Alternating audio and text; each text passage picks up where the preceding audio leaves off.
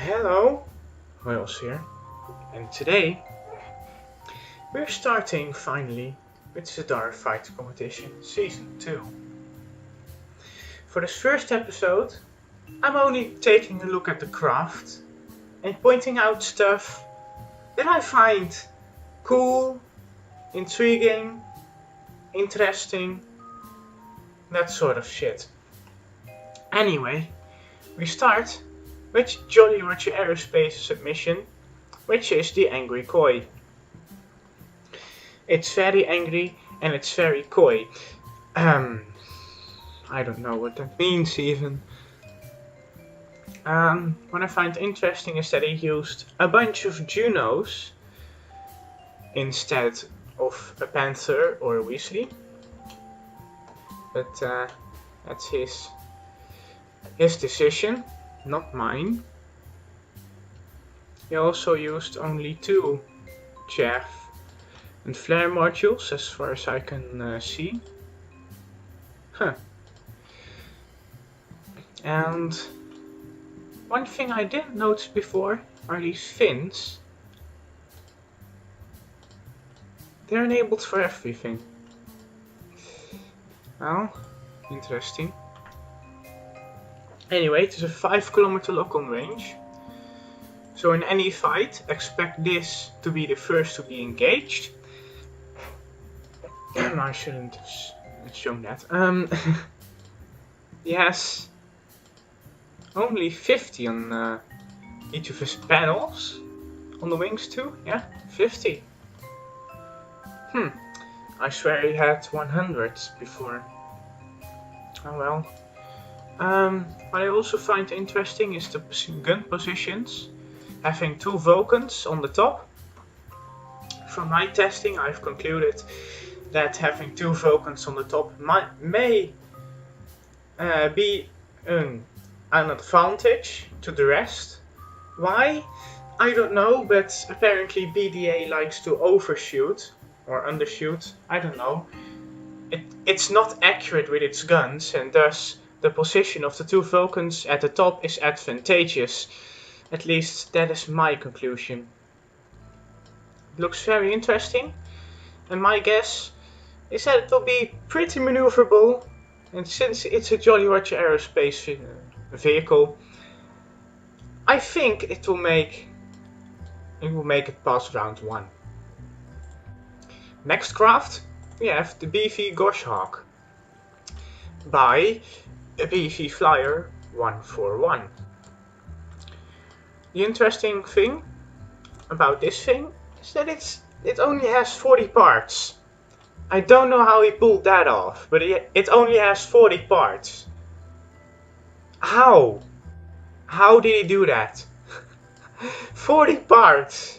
My usual craft are like 50 to 60 parts. And with that part count, it looks so awesome too. Come on. You can't not love this craft. It's just so beautiful. Anyway, its radome is here. And this is also a submission that has taken full advantage of me not mentioning that you can also use drones. And this looks like a very nice drone.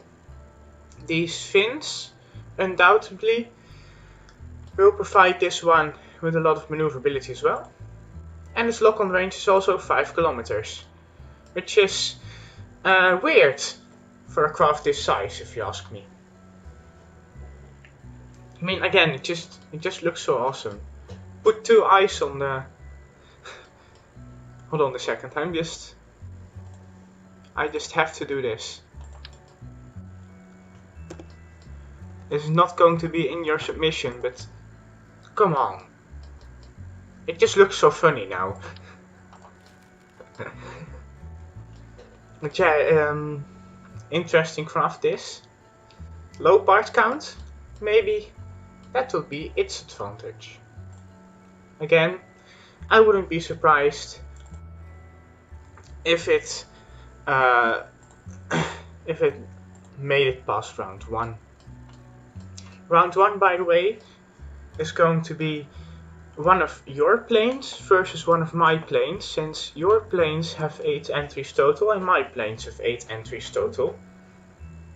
And yeah, that can mean that all of my craft get taken out in round 1.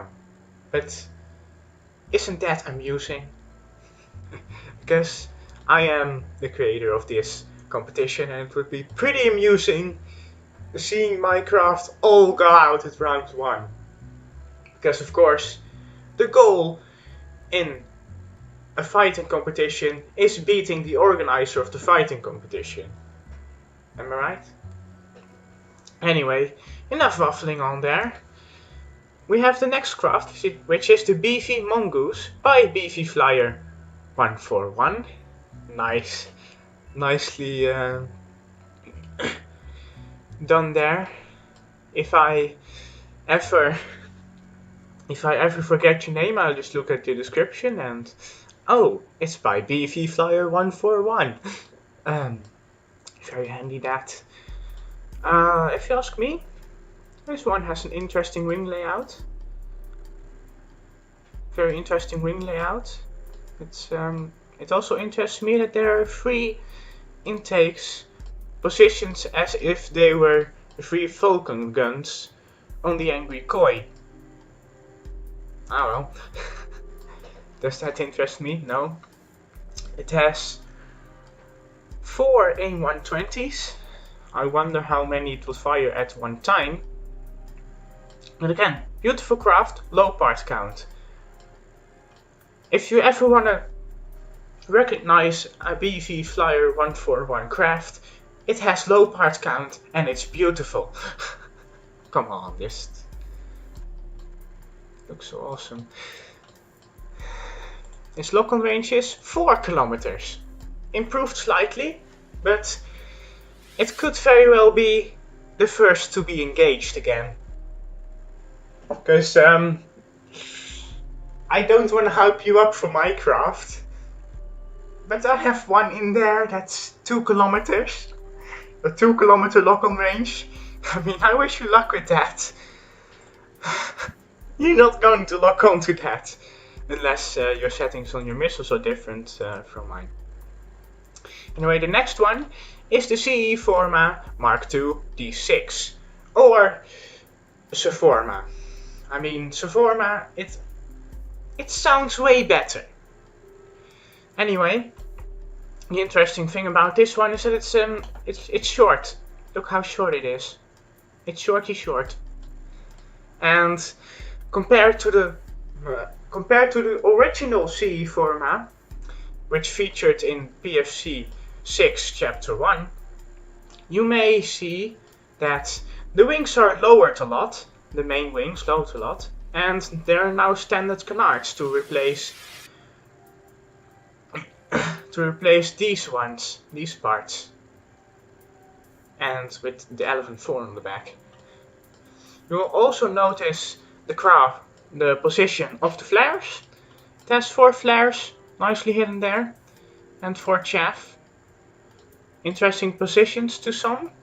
I don't know. It also has 2 engines, because if you ever want to recognize one of my craft, it probably has 2 engines clipped inside each other. I like my Panther and Weasley combinations. If one wonders, where is the gun? Where are the guns in these things? Ta-da! They do have guns. I can assure you, they do have guns. They do. I've loved seeing this one battle, and this is the energy fighter variant, which basically means it has 100 meters per second minimum flight speed, compared to the D7, which has a minimum flight speed of 60, which of course allows it to make more maneuvers. But they're very close matched. as you would expect from basically the same craft with a different BDA AI tweak. It's very fun to see battle, if you ask me, and I don't know what it is with the looks of this. It has a 4 kilometer local range. Yes, I could swear that it had a 3 kilometer local range though. Ah well, we'll see in the field. I have seen that the BDA is just the BDA RCS is just slightly inaccurate sometimes. Because sometimes if I move something on my craft, it suddenly hops from 3 to 4 or from 4 to 3. I don't know. And then sometimes it has a 2 kilometer local range on the field. Very unreliable, this one, the RCS module of the BDA. Then why do you use it for your competition requirements? Don't ask me, please. Anyway, we can skip the D7 because it's basically the same craft. Am I right? It's basically the same craft. Then we'll move on to this one with a very long name. You see, Crispy Nugget sent me a craft that had the name Untitled Spacecraft and said in the email, mate, you can call it whatever you want. So, here's your name. I'm just very quickly going to have to scroll through this one. It has seriously, it has the max amount of characters. You cannot make this up. There. It says Crispy Nuggets fighter jet with 6 Browning 50 cal MGs, 4 AIM-120 AMRAAMs and 5 AIM-9 Sidewinders. Yes. It's missing here. It's missing here. What was he doing? Honestly. And then the short title of it is CNFJ 6B50MG 4A120 5A and 9S. Because Untitled Spacecraft is so unoriginal. That's right. Don't ask me how I got to that name. It may have been inspired by German tanks. the names of German tanks. I love those names. Anyway, this is the first craft to feature 6 Brownings instead of 3 Vulcans. And it should be interesting to see it fight. Because, you see, my Brownings are always configured to barrage falls, which enables a shotgun-like effect compared to the rest of the guns. Now I'm wondering, I'm not going to look at the configuration of this, I'm just going to see it in battle. I'm wondering whether those guns are set to true or false barrage. Because I think that would surely change something in the battle. He also left his model propellant in. Can't do anything about that. Also, it's now mine. You see the flag there? It's mine. Fuck off, it's mine.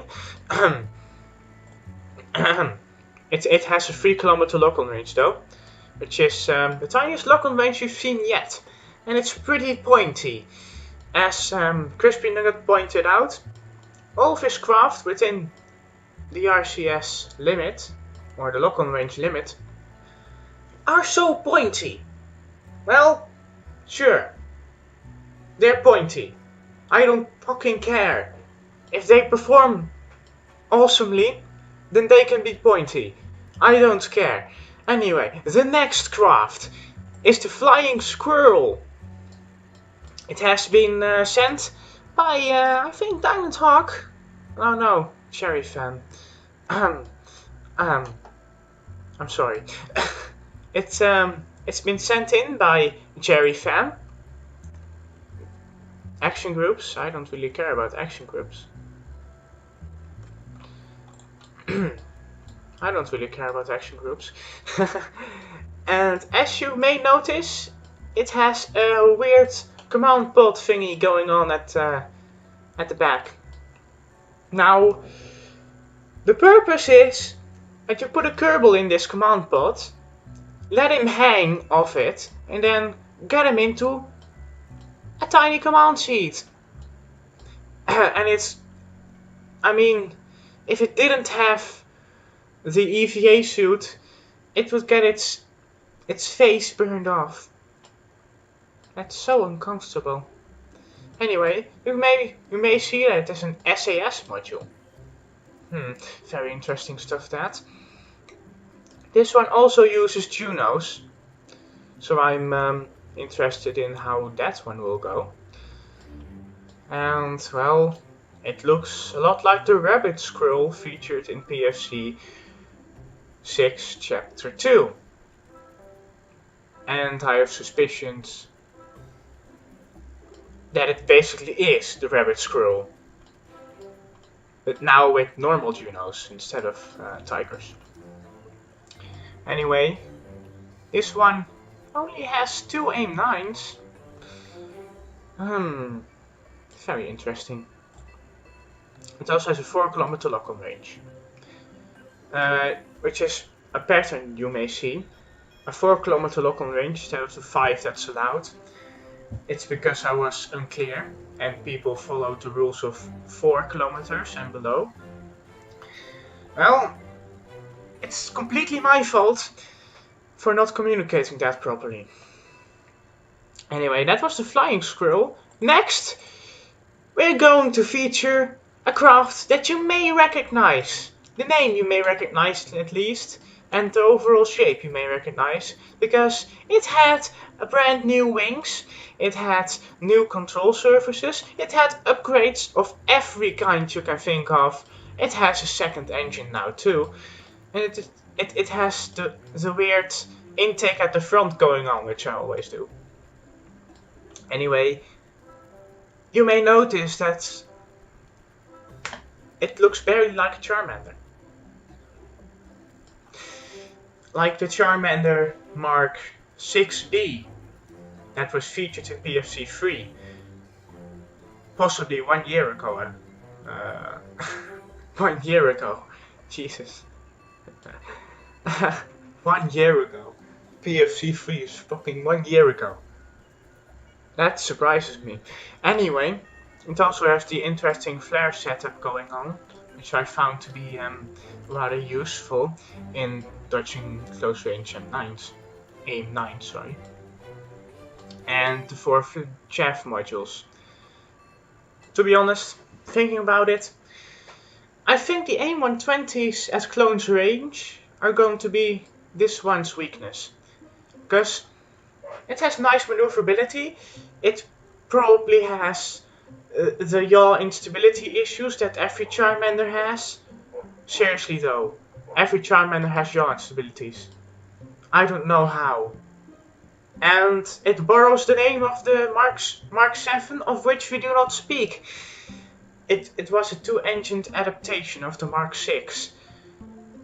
And I'm going to be very honest with you, you don't want to know how unstable that was on the yaw. It was a disaster. Anyway, it's just a beautiful craft if you ask me. Locked gimbal. No one cares about that, right? That just about shows you how confident I am in this one's maneuverability. Anyway, the next one is the HC Electrof, of which some may have expected to never see this one, but there was enough interest, so you're seeing it. Anyway, the HC Electrof has a clear lack of vertical stabilizer that may come to haunt it. In fact, I'm sure that it's going to have massive issues with the lack of vertical stabilizing going on there. And the air brakes were supposed to do the vertical stabilizing, but that experiment didn't go so well. Also, this was purely built on looks, so that's why these ones are here. The radiators are here too. And well, it doesn't have a lack of AIM-120 missiles, as you may notice. Well, it doesn't have lack of AIM-120 missiles, because this was the period where I thought as many missiles as possible, because that was surely guaranteed that this one does well. And that's not true anymore.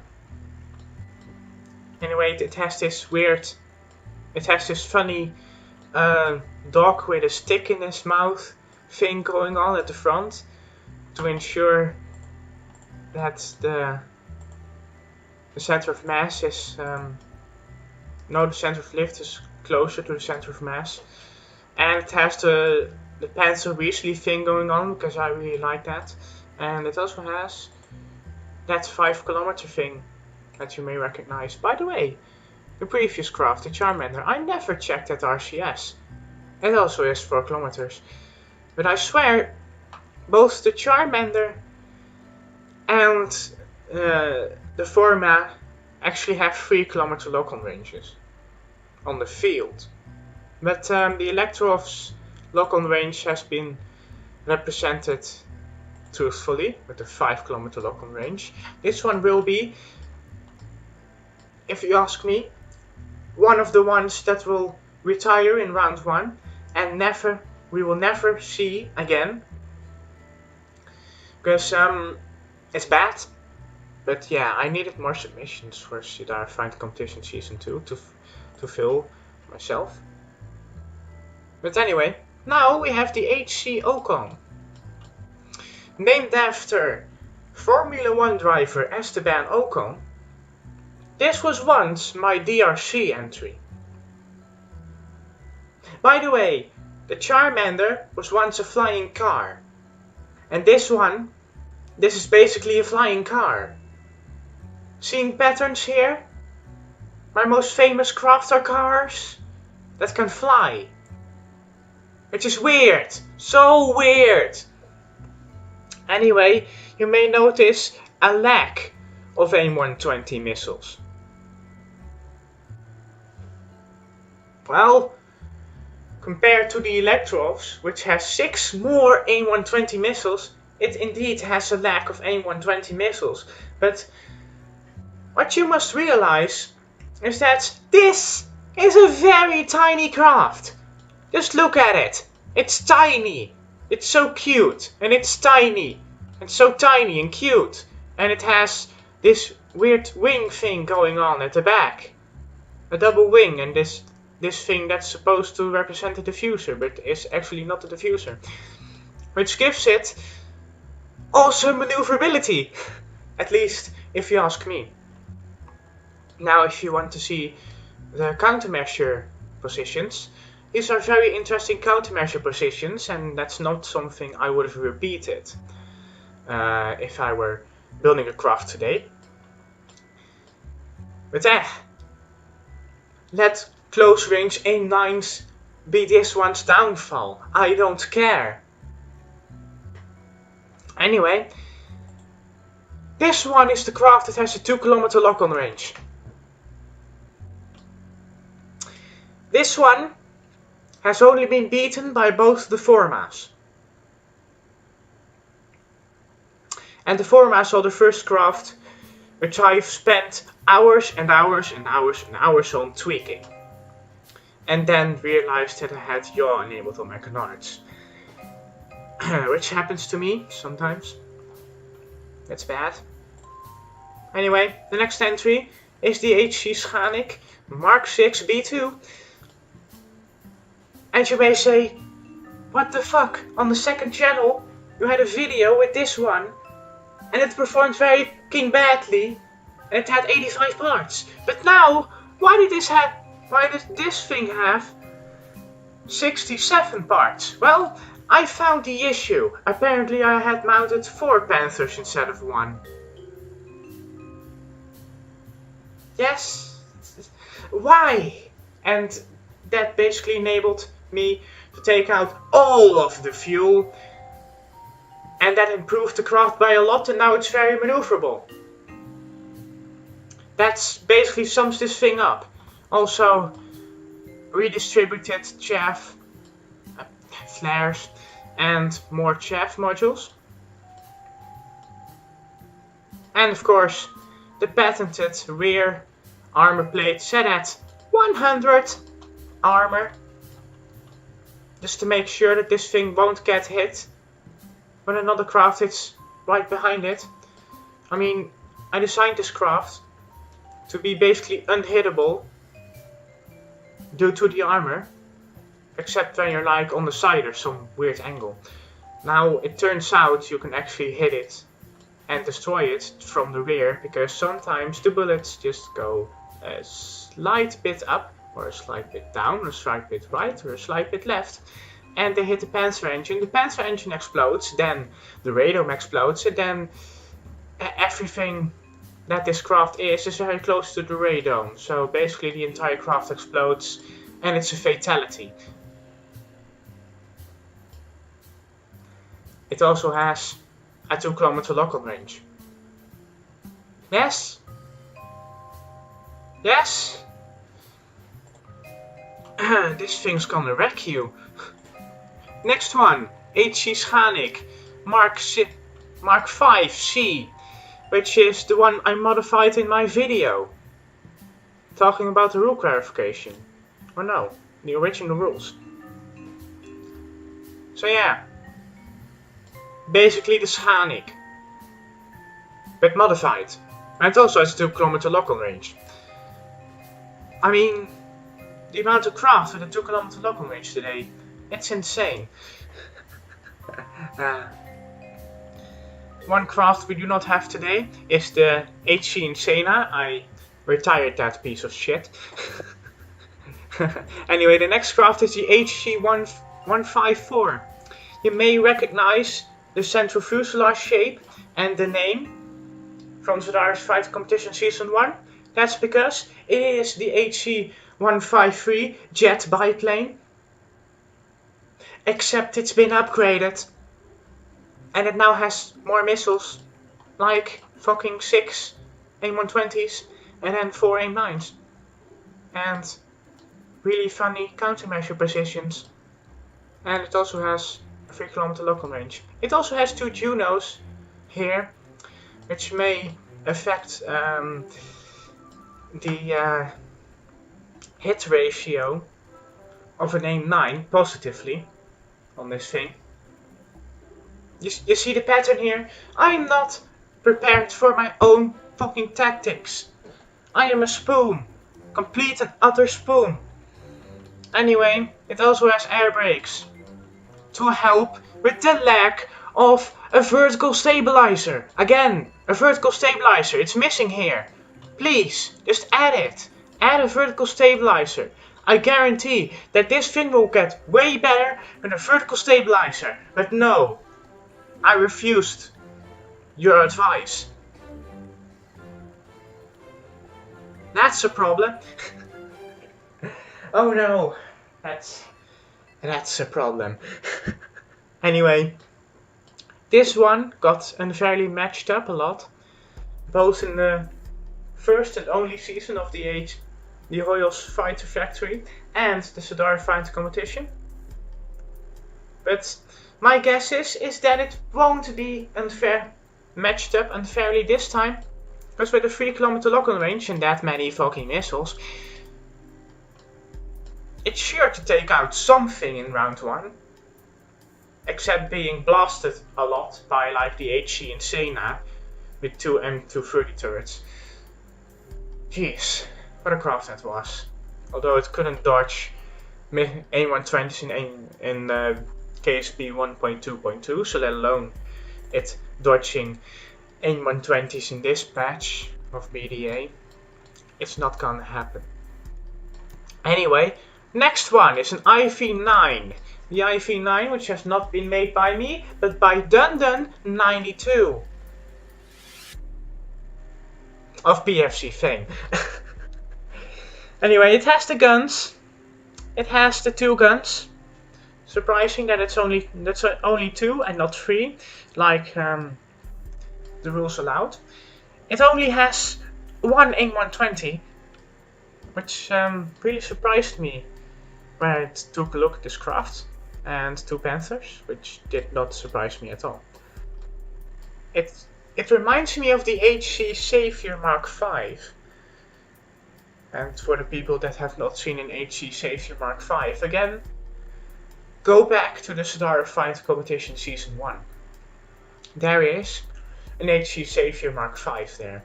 And if you want to see the HC Savior Mark IV perform horribly, Hojoz Fighter Factory is a video to watch. Anyway, lock-on range of this is also 5 kilometers. Why are the crafts so tiny and lock-on range is so large? I have no idea. It also has all countermeasures situated at the bottom. Just an extra thing to worry about. Anyway, next one is Samurai Sled, also by Fan Jerry. It has an apparent lack of like a Juno there. No judgment. Anyway, this thing, man, it's just a mess. It has 85 parts, it's a mess. And the Kerbal sits there. To be honest, if this thing was called junkyard something to do with junkyard, I wouldn't be surprised. Because this thing honestly looks like a junkyard. But it doesn't matter if it performs well. Anyway, what Fan Jerry has done with this one is a 3 kilometer lock-on range. Which is surprising because I haven't seen his submissions go below 4 kilometers.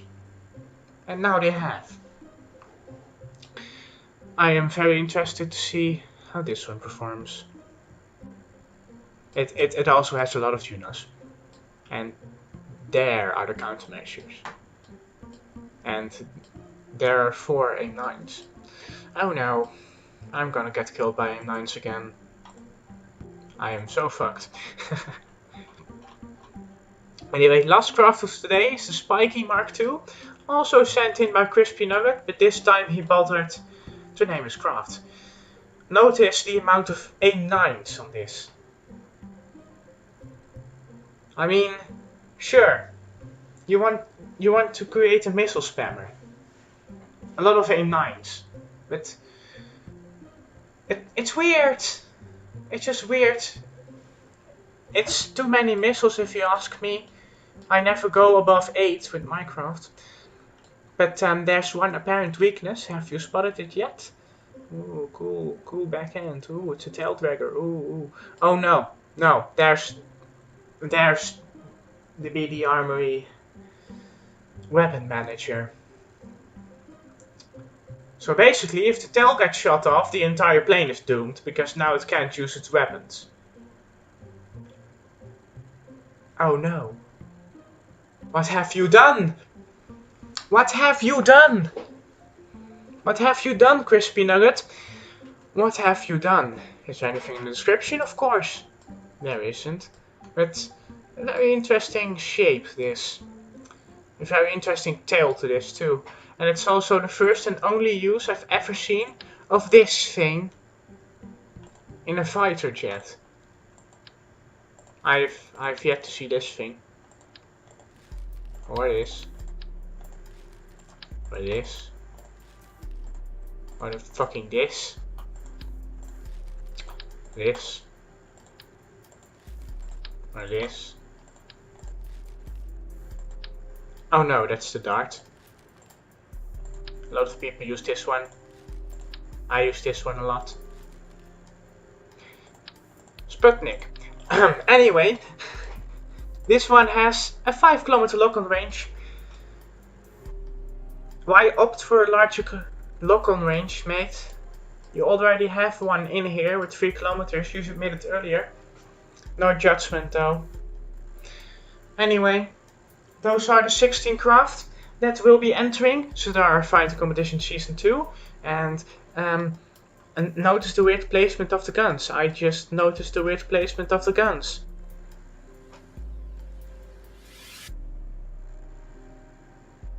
That's weird. Anyway, those are 16 craft.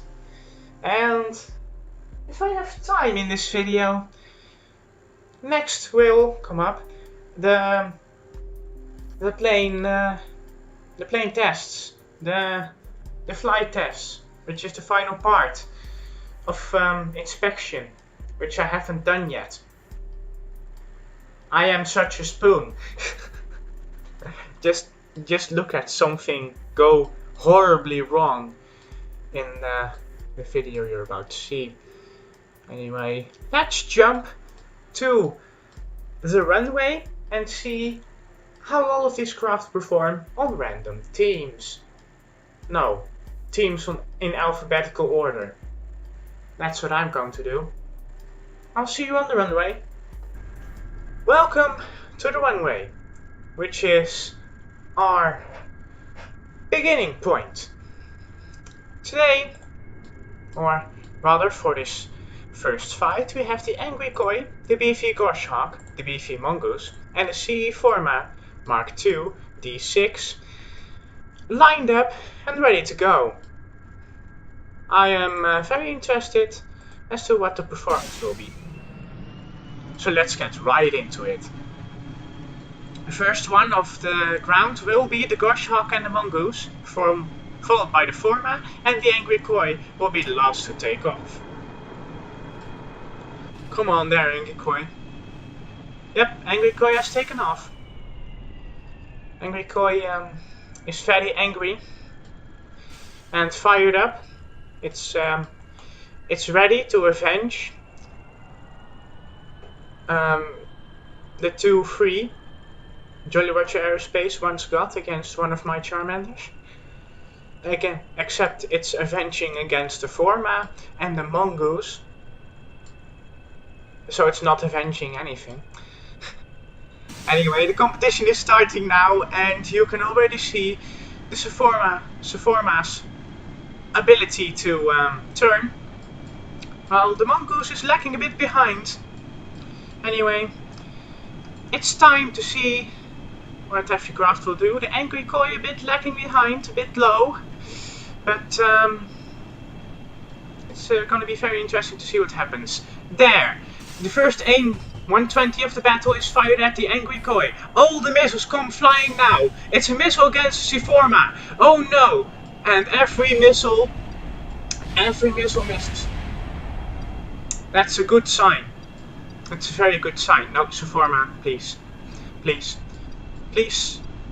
Don't fly to the ground. You're my entry. I have trusted you. I've trusted you with not flying into the ground. I think that's an Angry Koi on R6. That's an Angry Koi on R6. There comes the gunfire, but the Forma is very quick to turn. Oh, it's launching an AIM-120, but the Forma is the first to go. Anyway, what's the Angry Koi gonna do? There are 2 missiles going for the Mongoose. The Mongoose gonna get fucked here, because also there's some gunfire coming from it. But the Mongoose is very... I had to say something there. The Mongoose was avoiding it nicely, but apparently we will now have to switch teams, and the Mongoose is down. The Goshhawk is up next to be slain by the Angry Koi. The Angry Koi's performance is just as I expected. This is a very cool craft. Anyway, the Goshhawk will have to pull everything out of the bag in order to battle the Angry Koi. And the Angry Koi is now engaged in using AIM-9s, and there go the gunfire of the Falcons and the Mongoose. Oh no. The Goshhawk has also been downed by the Angry Koi. So the MVP of the match, basically killer of all planes, is the Angry Koi. Just as I expected.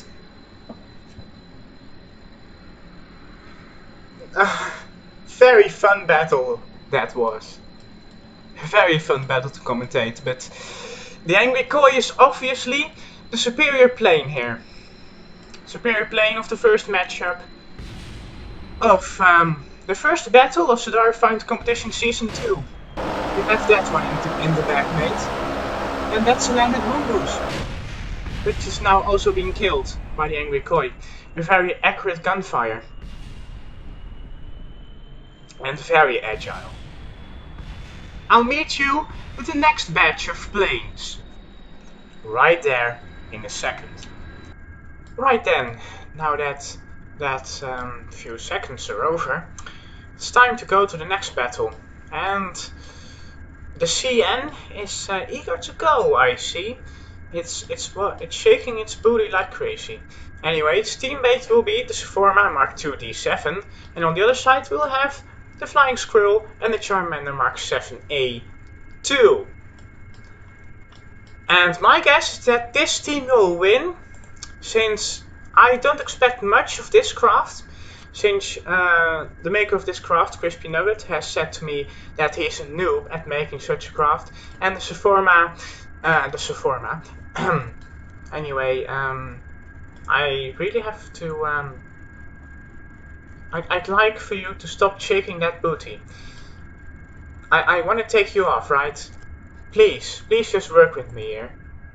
I mean, I have a quick save in case it all goes wrong, but no. Crispy Nugget is the first to take off, followed by Seforma.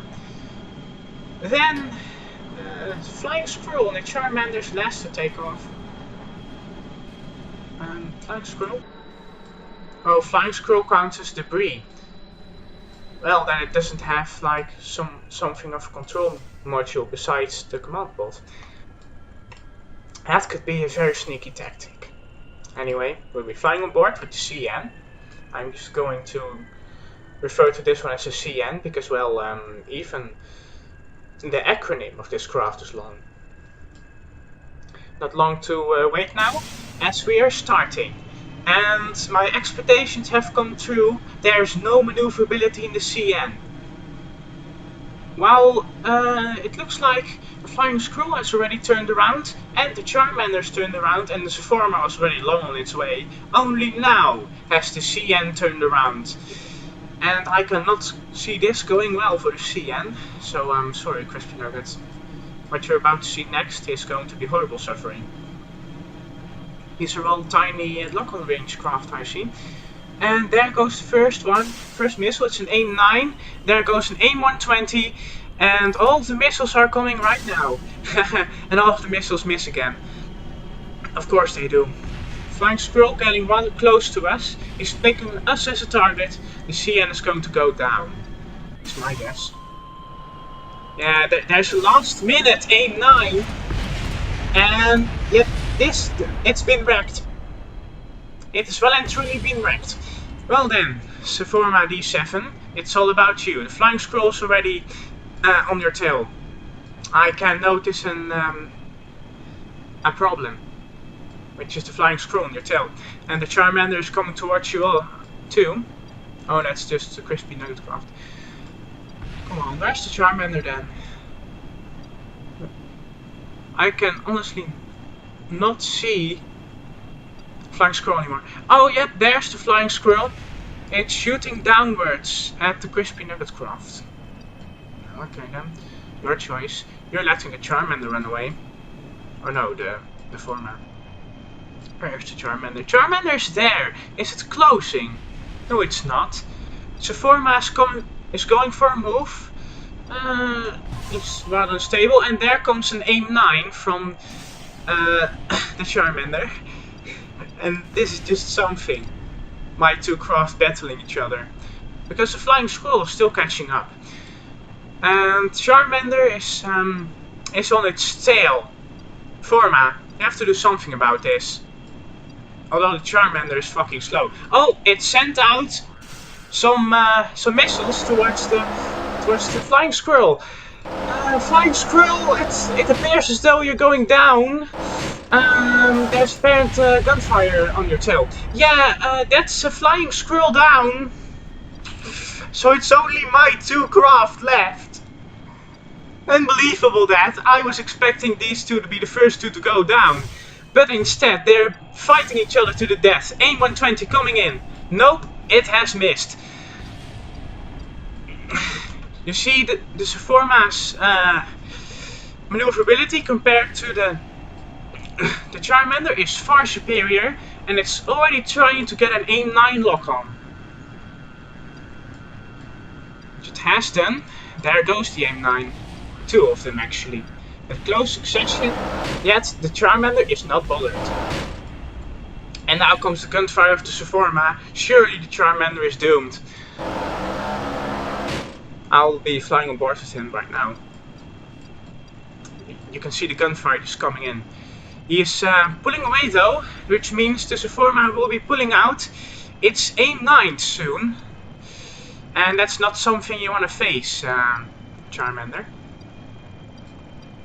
It's staying at 1.5 kilometers. It's interesting strategy here from the Charmander, because they seem to be going about the same speed. Although the Sephorma is catching up now, catching up slightly, but still catching up. Come on, man! Don't let this take too long, Forma. Ah. Oh no, that's a hit! What did it hit? It hit missiles. Well, of course it hit missiles. Oh no, there goes its wing, and the Charmander is down. Nice work, Forma. Nice work, Forma D7. You're the winner of this second flight test. And you used all of your missiles except for 2 AIM-120s and an AIM-9. Interesting stuff this. I love it when a plan comes together. No. Again, it was a great fight. But it was sad to see the user submitted craft going down. And my 2 craft being left to battle it out. The Flying Squirrel doesn't look so competent anymore. And I'll be very curious as to which plane it's going to get matched up against. Because it looks like if it's getting matched up against the D7, it's going to die.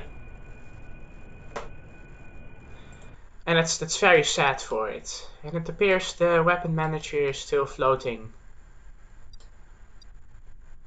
Weapon manager? What's your body lift? But yeah, interesting battle that. And in a few seconds we'll be having the next one.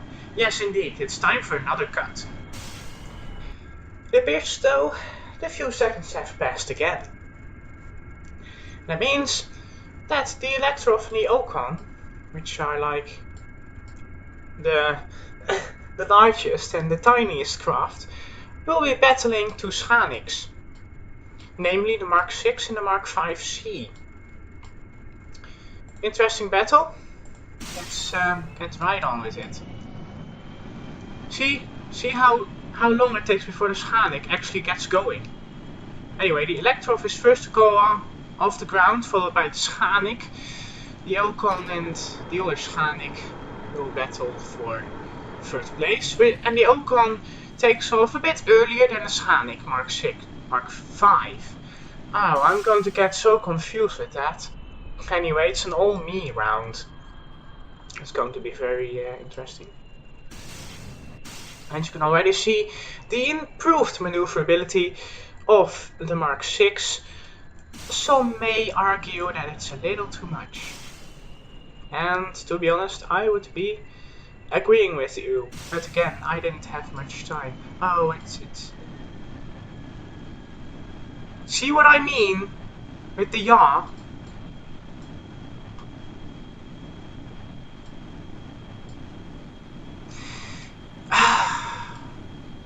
Fuck! I entered this thing already. I cannot modify it now. It sucks so bad. Anyway, it's time to start the competition. Fuck. This thing is so fucked. It takes a long time, a surprisingly long time, before everyone gets catched up. The Scanic Mark 5 is a bit slow, but that's because it's using Junos, idiot. Anyway, Mark 6B is engaging the Electrov. There's one AIM-9 going on, but the Electrov dodges it. Well, then if you dodge it, there must be an... Oh, there's gunfire! last minute gunfire from the Electrof. And there's instability from the Mark 6 Schanik. Oh no, that's a dead Schanik. That's a dead Schanik. And the Ocon is the one to credit. And it looks like this Schanik is also going down. Well, it's a very sudden and boring match then. Yeah, this Schanik is just way too slow for the Ocon. But the Ocon doesn't seem to be all that accurate at its gunfire. This could very well turn out to be interesting. Well, the Electrof is turning away from us, it seems like. Oh, the Schanik is actually engaging the Electrof. Let's quickly watch that. Oh, the shotgun fire on this, it's amazing. But the Electrof is surely going to get this one. No, it's not.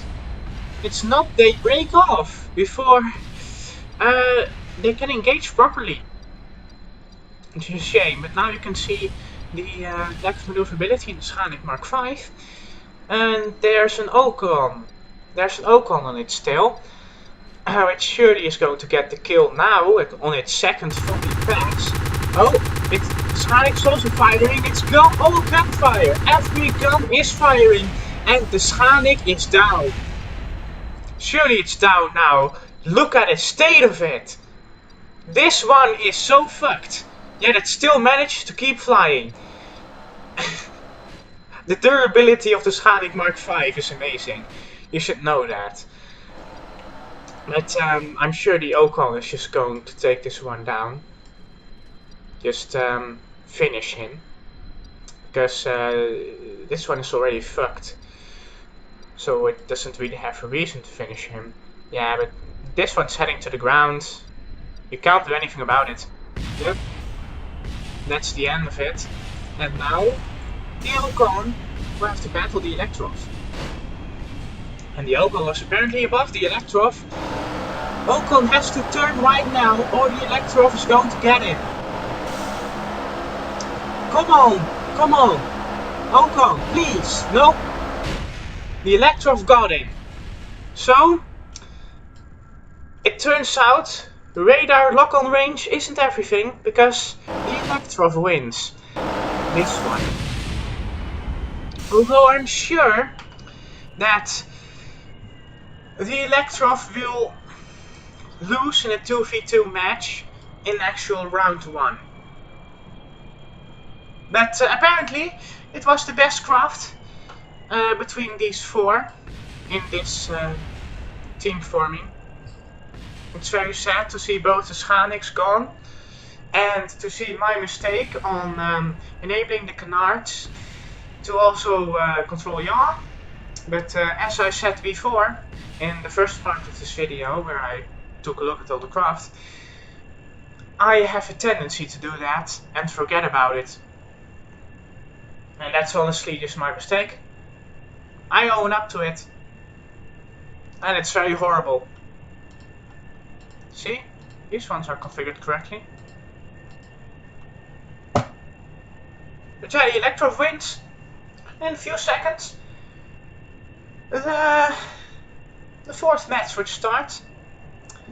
And if my maths are correct, it will be the final match. It will be very interesting to see which 4 crafts will be firing against each other and which one will win. But as I said, in a few seconds I will be back with you with 4 new craft. It appears as though the few seconds have passed and it's another round. This time the final round, in which Team Communism, because well, IV reminds me of communism, will be competing against Team Bad Landing Gear. Come on, man. I mean, what is this thing? This thing's so hard to set up. I mean, just look at it. I enable the gear, and suddenly everything starts going weirdly. What even is this? Anyway, I'll make note of that. That it's very weird. But this Team Landing Gear, because this one was sliding. This one was sliding when I had the landing gear down. And I don't like that. Anyway, let's start the competition. And I think the HG154, the IV9 will win this one. Samurai Sled is taking off on its own, followed by the IV9, then the HG154, and finally the Spiky. Spiky, I just wanted to make sure that you were actually taking off properly. Never mind me. Samurai Sled taking off on its own. It's fancy. It's so very fancy. And so very cool. And we're going in a straight line, almost vertically, towards the sky, apparently. Oh, the competition is already starting. Well, that was not beginning. It has a Panther engine! No, really, it has a Panther engine! What the fuck? Sudden surprise there! Wow, I didn't spot that! Well then, that explains the gap. AIM-9 going off against the IV. Two AIM-9s actually going off against the IV. And the IV dodges them both. And an apparent lack of missiles going towards the HG154. And that's it gone. Nope, IV-9 dodged that. Just so. And the IV-9 is now going to get killed. Then, IV-9 down. IV-9 down. Samurai Sled doing an awesome job there for Team Landing Gear. And what happened there?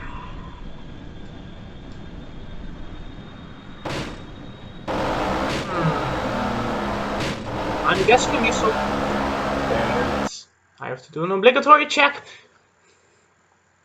Check killed. Explode. Nope. There is no collision with the ground, so it indeed was a missile by the Spiky. I am so surprised. And there goes another missile towards the Spiky. I'm going to go on board with the Spiky and see its performance. Oh, it's more maneuverable than I expected. And Samurai Sled is the Samurai Sled is all over this one. Samurai Sled is very fucking maneuverable. And there goes the Spiky. I should have expected this one. I mean, Van Jerry, very competitive lad, as well as Jolly Roger Aerospace. You may have seen that in PFC, but wow,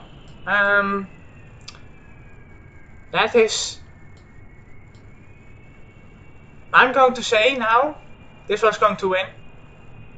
This one's going to win the competition. I'm so impressed by this thing. It honestly looks like it came out of a scrap heap, welded together, only just. But it's very competitive, it's very maneuverable, and it has a hidden Panther engine that activates by the flick of an action group that apparently BDA sometimes flicks.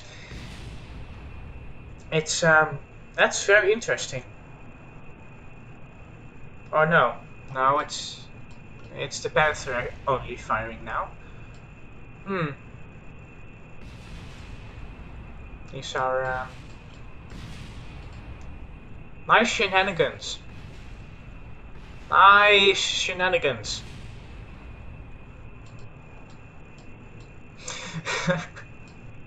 That was impressive. That was impressive.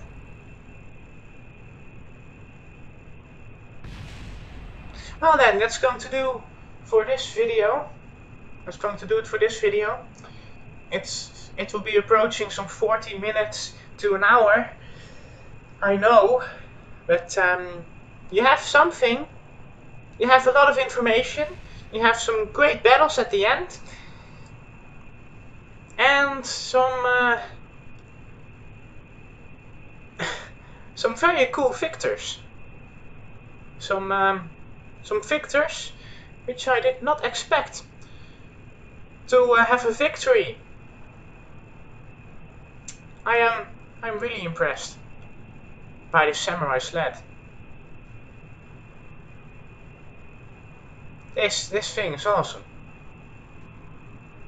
But anyway, if you enjoyed the video, don't forget to like, subscribe, and all that thing. I don't do that. Although I would like to promote my Twitter, which I sometimes hold polls on for Star Fight competitions, such as I let you vote whether to let people enter more than 8 planes, and I let you vote something else, but I couldn't remember that. But yeah, Twitter very key to stay up to date. Also the Discord linked in the description. It's mainly CFC focused Discord, Girl Space Flying CFC focused Discord, but it has a lot of Roblox people in it, so expect Roblox.